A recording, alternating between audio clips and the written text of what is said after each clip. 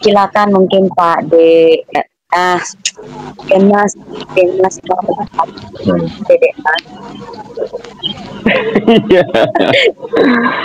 Nah, belepotan ya. Ya begitu memang kalau orang ada di hati itu bikin grogi ya. Aduh, saya gemetaran ini sampai handuk mau jatuh dari kepala ini habis keramas. Iya. Mungkin kita ngomong santai aja ya. Iya, Kita flashback ke belakang ya. iya. Ngopi dulu. Kalau bicara soal pi, ini sampai sekarang ini mungkin sudah lebih dari 6 tahun ya. Kalau terhitung dari 2019 Maret, sekarang sudah melewati Maret 2025, sudah lebih dari 6 tahun. Tapi sebenarnya perjalanan pi, Nicholas membangun pi ini lebih dari 25 tahun sudah. Iya. Jadi bukan 6 tahun, bahkan lebih dulu pi dibanding Bitcoin. Itu domain pi, itu ada sejak tahun 2003. Kalau domain app pi itu Desember 2019 domain app-nya. Nah ini ya, ini perjalanan sudah luar biasa. Dan pi hadir bukan tanpa alasan. Pada dasarnya pi ini melanjutkan Bitcoin, yang mana notabene Bitcoin merupakan proyek uji coba.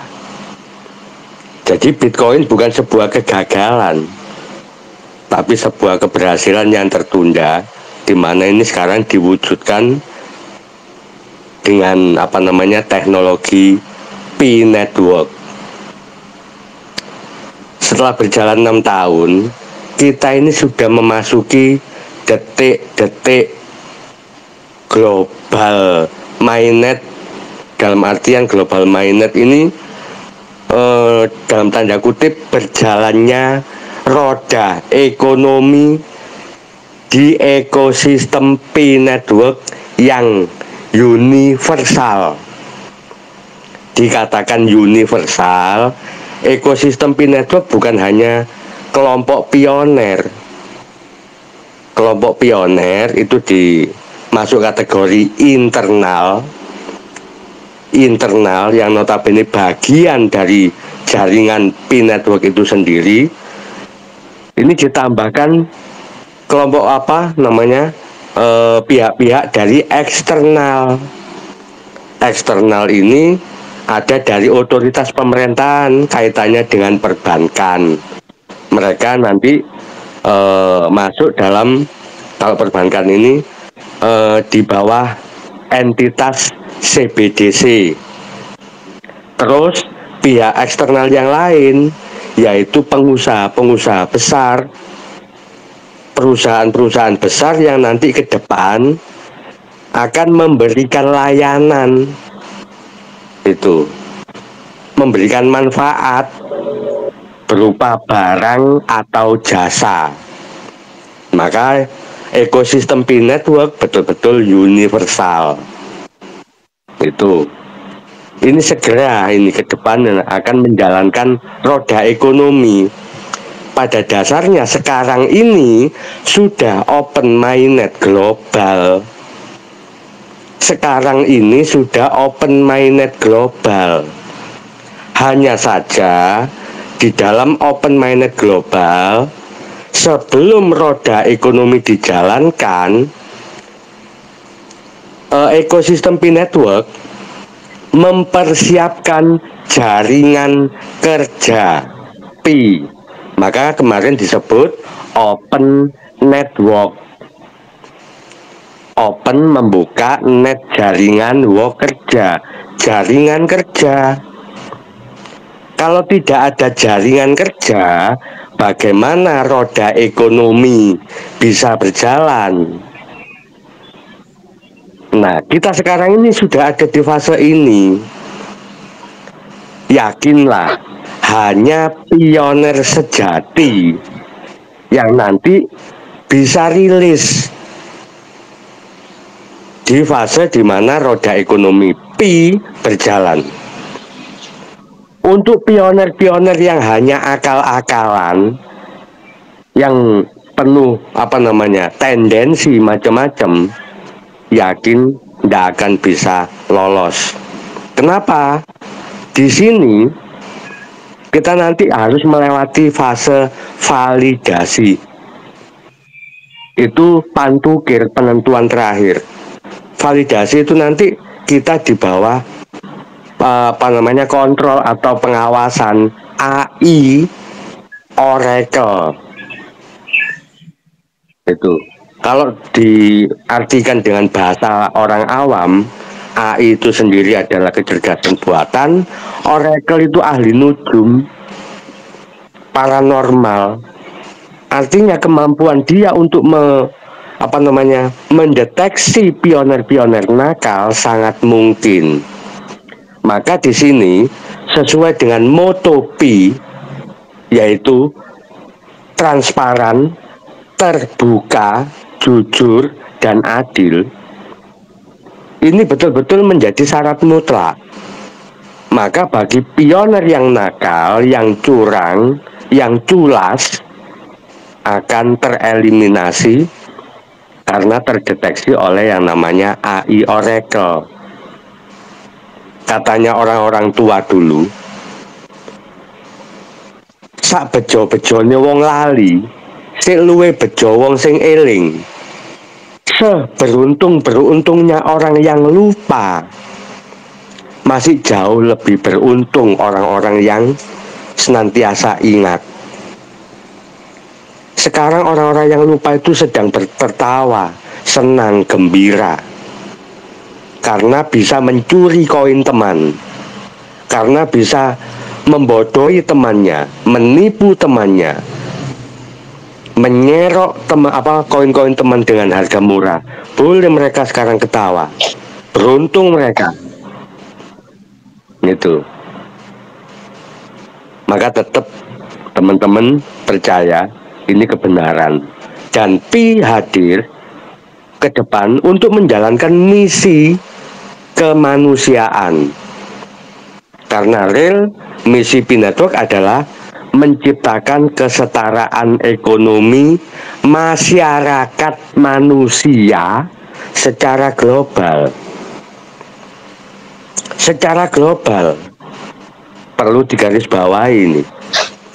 Bagaimana caranya? Caranya bagaimana? Pi ini betul-betul bisa memberikan manfaat dalam rangka menciptakan kesetaraan ekonomi masyarakat manusia secara global. Bagaimana caranya? Caranya rubah sistem. Kita sekarang di sini yang notabene masyarakat Indonesia, rata-rata di sini kita ini ada di garis tingkat ekonomi menengah ke bawah. Bahkan lebih banyak yang kelas bawah kita ini, grassroots katanya. Kita ada di bawah, padahal kita sudah kerja luar biasa, pagi, siang, sore, malam, tapi tidak pernah kaya. Itu.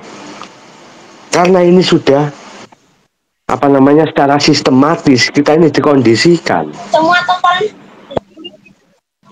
Sistem ini sistem yang korup.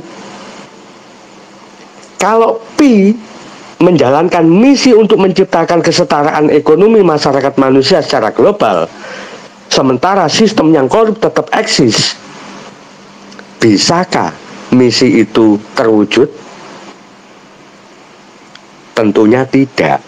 Makanya Pi hadir sekaligus merubah sistem, merevolusi sistem. Hanya saja revolusi yang dilakukan dengan mengutamakan apa namanya, mengedepankan teknologi ya, teknologi yang ramah lingkungan. Nah ini sistem, artinya ada pihak-pihak yang nanti akan tergulingkan, ada pihak-pihak yang nanti akan diruntuhkan. Itu pihak-pihak yang selama ini menari-nari di atas luka, itu di atas penderitaan. Sistem perbankan yang selama ini berjalan itu menjalankan sistem utang. Utang seakan-akan meringankan beban masyarakat. Ternyata itu hanya sebatas kamuflase. Tidak ada orang yang kaya karena utang.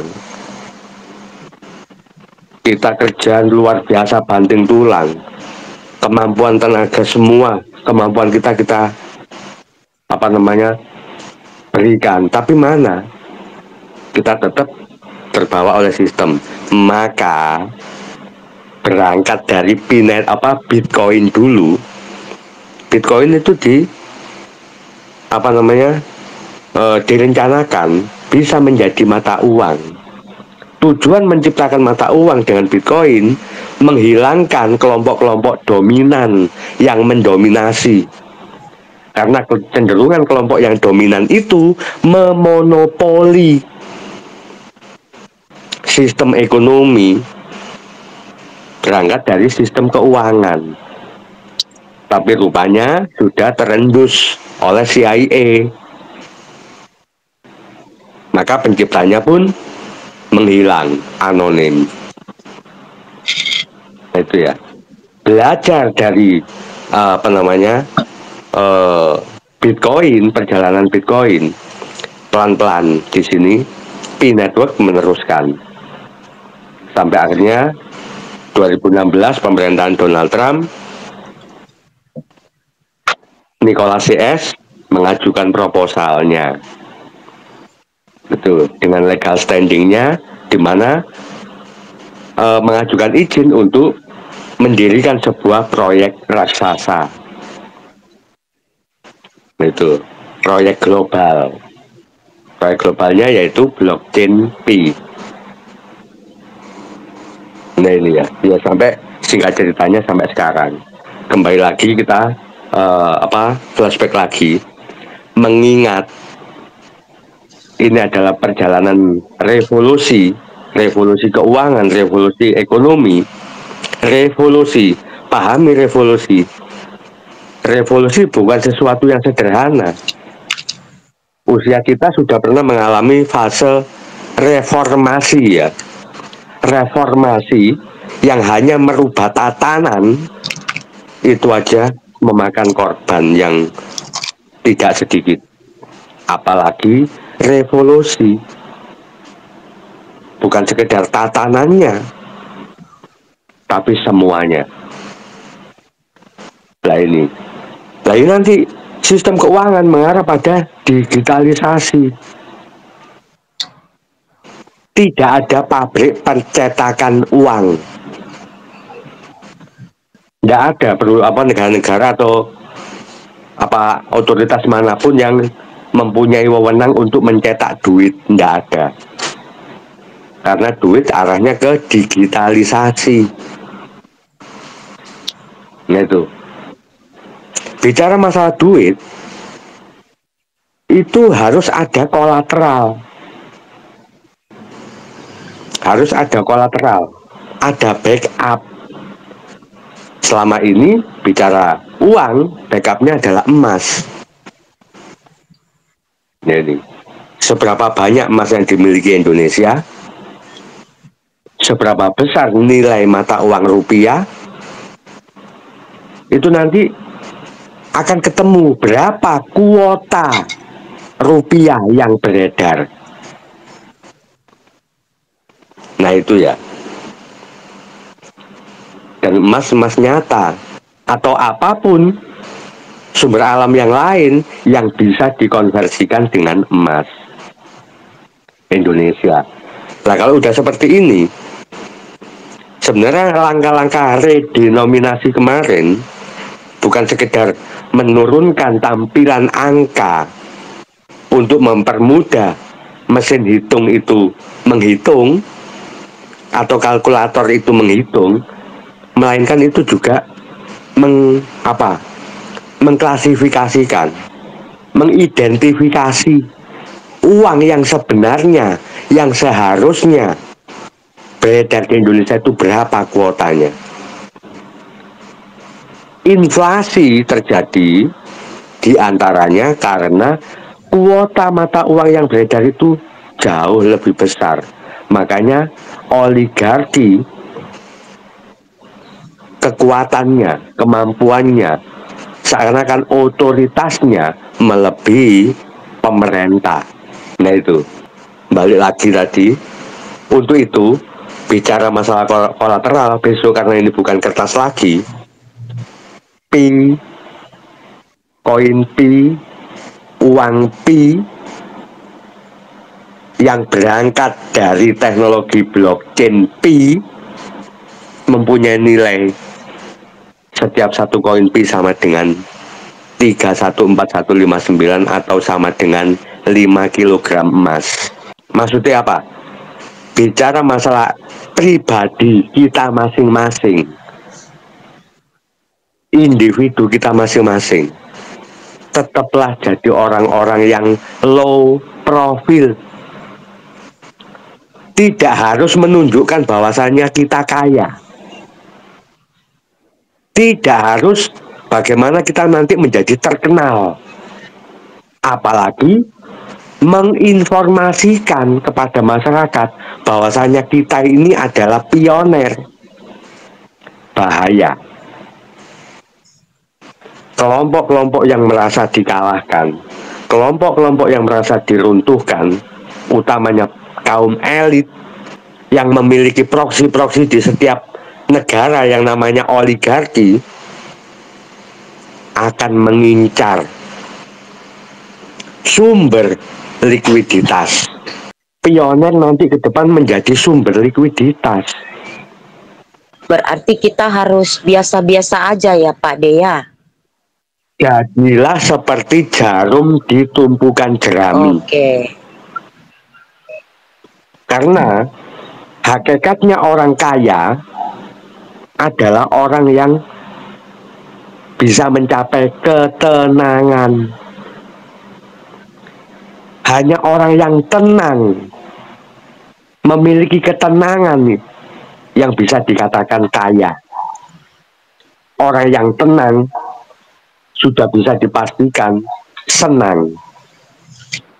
Dan nanti akan mampu menggapai kebahagiaan yang hakiki. Berbeda dengan orang yang senang, belum tentu tenang. Belum tentu tenang orang senang itu.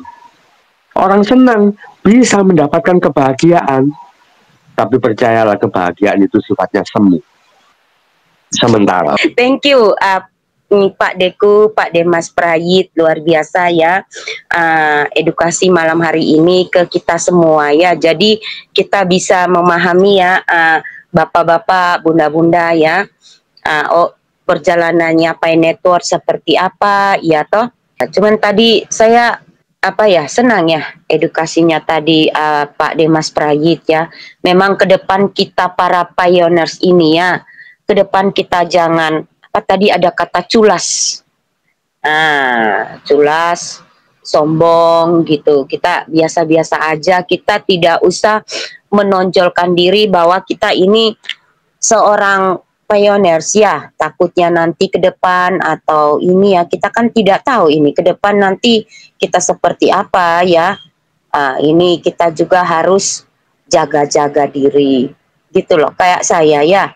Sebenarnya jujur, orang tua keluarga saya itu agak was-was sedikit ya. Kamu ini tidak takut ya nanti ke depan kamu dicari gini-gini. Saya bilang, emangnya saya mikirin. Saya cuman gitu aja, kamu jangan ngomong begitu.